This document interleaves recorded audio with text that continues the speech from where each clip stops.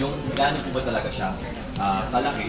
Sabi daw po kanina 2,500 according to the prosecution, but according naman to Mr. Vicente, aabot daw ng 200,000. Okay. Paliwanag ko lang po ito, no? Hindi ko alam kung magkano talaga yung halaga noon. At narinig lang po natin 2,500 nung panahon na nagkaroon ng deed of sale. Pero kung tatandaan ninyo na mayroong panahon yan para bayaran. At ang taxes po, pag hindi po ito nabayaran sa tamang oras at panahon, ay tinatawag po natin ito lumolobo at nag-accumulate. Opo, hindi lang interest kundi surcharges. May mga penalties po ito.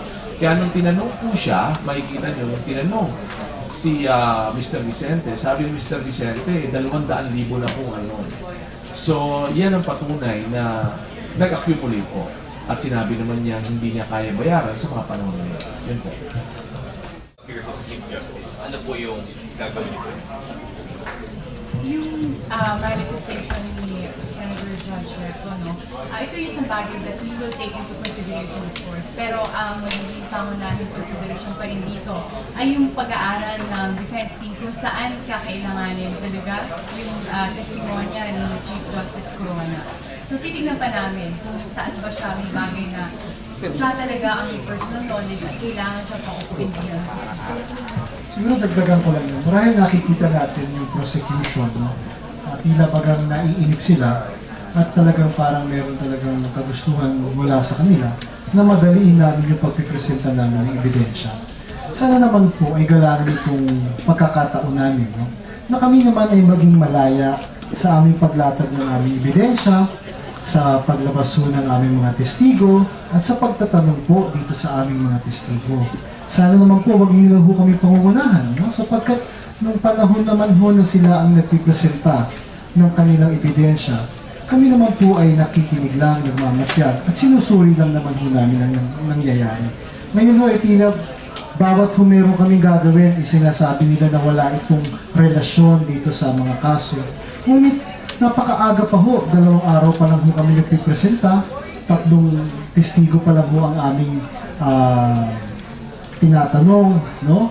So sana naman ho bigyang laya kami ng prosecution sapagkat ito ho ay pagkakataon na namin na makausap at maparinig sa Senator Judges ang aming mga ebidensya at ang testimonyo ng aming mga testigo.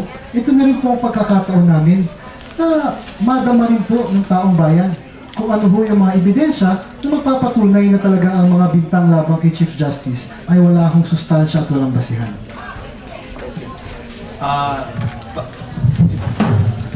Tatalakayin ko lang po muna bago tayo magpatuloy ay yung naging testimony kung anong klaseng testimonya ang binigay ni Mr. Vicente. Pero hindi ko na po bibigyan ito ng paliwanag. Nakapakinig naman po kayo eh. Nakita niyo po na napakatibay ang kanyang pagpapaliwanag. Kabisado niya ang kanyang mga dokumento. Kahit po mga kaibigan niyang justices ay nakabisit na doon sa kanyang bahay. So ito po yung maliwanag na yung tao ay walang tinatago. Kung gusto po nilang palabasin na siya ay ginamit para i-simulate ang bentahan o para po kung sakaling gawin siyang parang dami, ay makikita niyo po hindi po pwede ito. Dahil napakaliwanag po na may pera naman po yung mama, si Mr. Vicente, at may kakayanan po siyang bumili. At sa 20 taon na, ay namumuhay na po siya ng tahimik doon sa Marikina. At ang isang bagay po siguro na kailangan natin makitang maliwanag, na ang nagbenta rin ng property na ito na galing kay Miriam Roco, no, na kapatid ni Mrs. Corona, ay siya rin si Mrs. Corona ay natotoo ang transaksyon at ang ginamit na representative ni Miriam Roco ay ang kapatid niyan si Cristina Corona. Siguro tingnan na lang po natin yun, hindi na ako magpapaliwanag ng pagkahaba-haba, pero po maliwanag ang paliwanag ng aming history.